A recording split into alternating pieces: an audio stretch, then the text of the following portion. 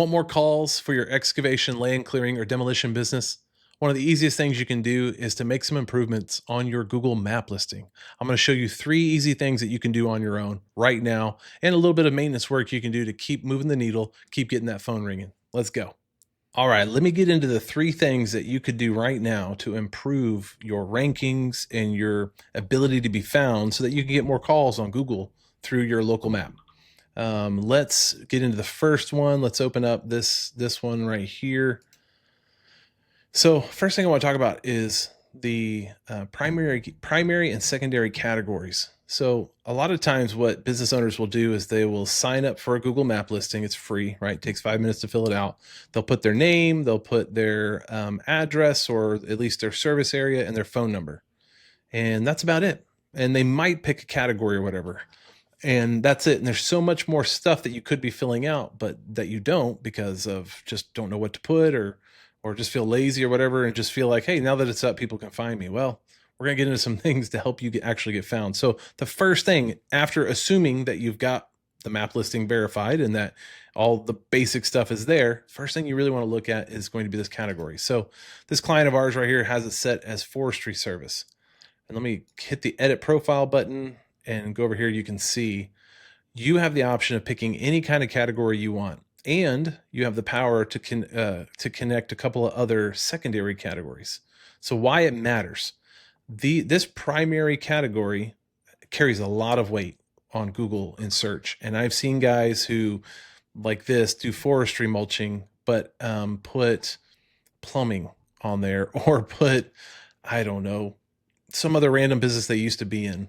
And it's just, I cringe every time I see that, because here's what happens. Someone goes onto Google in your area and they type forestry mulching company near me or excavation company near me. But because you select a category that is completely unrelated, Google is going to make you invisible. You're not even going to show up, because Google's job is to put the most qualified results there, right? Like the results that make the most sense. But Google is also trying to remove the results that make no sense. That's how they keep getting you to come back, because you feel like you're finding the stuff you're actually looking for. So if your primary category says plumbing and someone is searching for something related to forestry mulching, doesn't matter if your name says forestry mulching or your description says forestry mulching. The fact that you chose the wrong category just carries so much weight that you've just removed yourself. So go in, double check that you select the right one that fits your top service. And then oftentimes guys forget to put secondary categories. So your secondary categories really should, just like our client here, you want them to line up with your actual services. And if you can get them to really line up behind the main service, like earthworks company and excavating contractor are very related. Now you may be a company who does excavation and construction. Go ahead and put that as a secondary category, but you need to pick the primary. But we find that more of the secondary categories that line up behind the primary tend to help it even more. So you want to make sure you filled all this out and make sure you fill it out correctly. It has a big impact. All right, second one, optimize your service area and service listing. So let's go ahead and look. So here's our client again, and you can see that there's an actual address exposed right here, right? Which puts the needle right there on the map. That's one way you can set it up. And the other version that Google allows you to set up is called a service area business, SAB. And that's this example right here. So what you're doing is when you go to set up that map listing, it's going to ask you your address no matter what. And you're going to put your address in, but then it's going to ask you, would you like to be a brick and mortar, or where you have customers come see you? That's kind of the criteria that they ask. Or would you like to set it up as a service area business, meaning that you go out to your customers, no customers come and see you. And oftentimes, land clearing, excavation, demolition, you're going out to customers. So it makes sense that you set it up as a service area business. But here's what I'm going to say. I'm going to give you a huge tip. Something we have noticed over the last, 2 years, maybe longer, is that when we've had a client move away from this service area business into exposing their address as a brick and mortar, we have seen their rankings for SEO jump. Now I'm talking like, so this is our client Clear Cut Forestry Mulching, right? So all of Tampa, Florida, just dominating top 1 and 2 in the search engines in the local map, 1, 2, and 3. That's where all the money's at. That's where all the calls are at. So you want this thing as far and as wide as possible. we've seen clients go from, and it wasn't this client, we've had other clients, but we've seen other clients go from maybe having rankings this far and wide, which is decent, literally within 24 hours to looking like this big circle. So and we didn't do anything else other than switch their address from, or switch their listing from a service area business to a brick and mortar. Now, before you just go and jump and make that change, I just want to encourage you on something. They're going to require you to do a video verification process. You're going to have to walk through your place of business and show and prove that you have people meet you there. Now, we can do a whole video on that later, on that whole process and what it looks like, but just know it's not as simple as just, out of your house, switching it over to a brick and mortar. They're going to ask you to prove it. So we can get into that later. But if you do have a great, like you have a yard where you store all your machines, or you have a business or a whatever, that maybe your signage is there, you have vehicles with wraps on them, things that you can prove that you actually are out of a location, I know it's natural to feel like we want to just show a big service area, but for Google and their results in the local map jumping, I would move it to this. So you want to set your service area correctly. The other thing is, if you do set a service area like this, let's talk about this for a minute. If you set this like this, your temptation is going to want to say, I service the whole state of Florida, or I service the whole United States, because you in your mind are thinking, I want anybody that might be in that service area to find me. You might be thinking, if they're outside of this red line, they're never going to find me unless I say that. And so I'm tempted to just put huge areas. We have found that never works. So you don't want it gigantic service area. You also don't want it to be, I only service this little corner, around my address. That's too small. So pick an actual service area and don't go beyond that, but also don't limit yourself to too little of an area. So it's important to optimize that service area, get it dialed in. And then other thing you want to do is, this is going to be a fun one for you. Let's go back to this section. So when you are logged in to the email account that manages your map listing, you're going to scroll down. You're going to see a products area here. This is also something that gets overlooked all the time. So you want to fill all this out. Basically, Google is giving you 100 different ways for you to add content to your map listing, and basically add keywords that people might be looking for.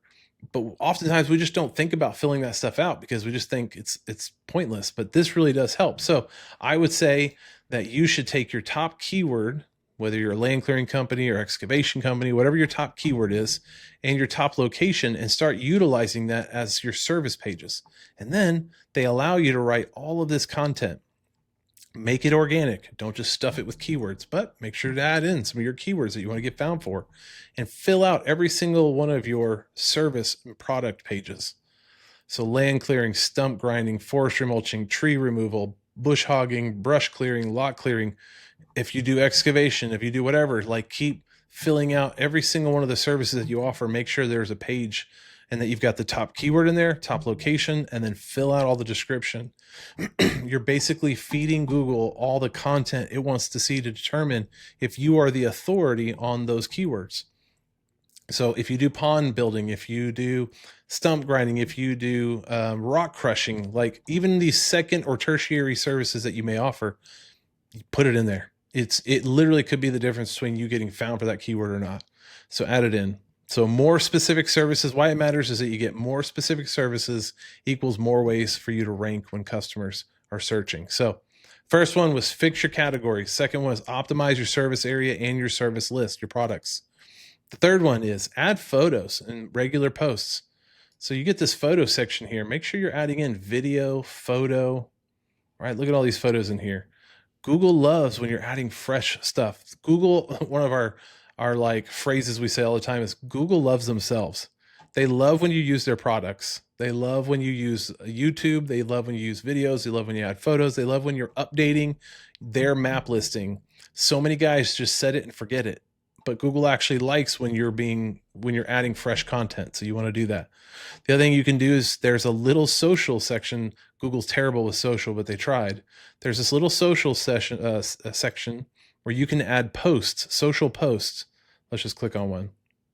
Oh, not the whole website. You can add an update. So we do this for our clients every 5 days. So again, top keyword, top location, more content, but we're using this social post. You can post as often as you want. We do it about every 5 days for our clients. Add a photo, add a little title, add a little description, some other details here we'd like to add, and then post it there. It doesn't mean people are going to find it and look at that, but again, Google is looking and they're seeing you use their product, and you're giving more keywords, you're giving more details, more content to show that you're the authority. So go and make, real photos and use job site photos, right? See, like this, there's a job site photo here. All the photos you add into these and into this section up here, make sure you're showing job site photos before and afters. Make sure, like, you've got excavation equipment, show it in action, completed work, things like that. And then on those updates, post weekly, at least, every 5 days, every once a week, keeping it active. And so they love that fresh content. And another thing, actually, and I'll show you, here's the bonus one too. Utilize the Q&A section. This is kind of like an overlooked area for sure. People are always waiting. You can go in and add this yourself. So what can your machine handle? What areas do you service, right? How long will it take to clear my land? Whoop. Let's go back over here. These are not only just, keyword specific type words, but with the search feature now going on with AI, ChatGPT, things like that. These are the kind of questions. How long will it take to clear my land? That's a phrase. It's no longer just a keyword. And so using your Q&A section is helpful, because those same phrases are phrases people may write or speak into ChatGPT, and Chat is going to be reading all this kind of stuff on the internet to gather information to figure out how it wants to answer. And it could be utilizing Q&As on your website and the Q&A from your map listing. So you want to use that as well. So that's your little fourth tip. It's three main tips, fourth little bonus for you. But be active, get it all dialed in, spend the time, for a little bit. It's not that long to fill all this stuff out. And I'm telling you, for some of you guys, you're going to see your own natural impact. It's going to help. Google's going to start putting you further ahead of most of the guys who don't even do this kind of stuff. And then also just make sure your website's connected too. So anyway, hopefully that helps. Want to see you get the most out of your Google listing and let it work for you on your behalf. Most guys are missing out on calls because little things like this add up and they're just not getting found. So if you make these 3 simple fixes, you'll start seeing more visibility, more clicks, and more jobs booked. Thanks for watching this. Hopefully it was helpful, and we'll be back with another video soon. Take care. Bye.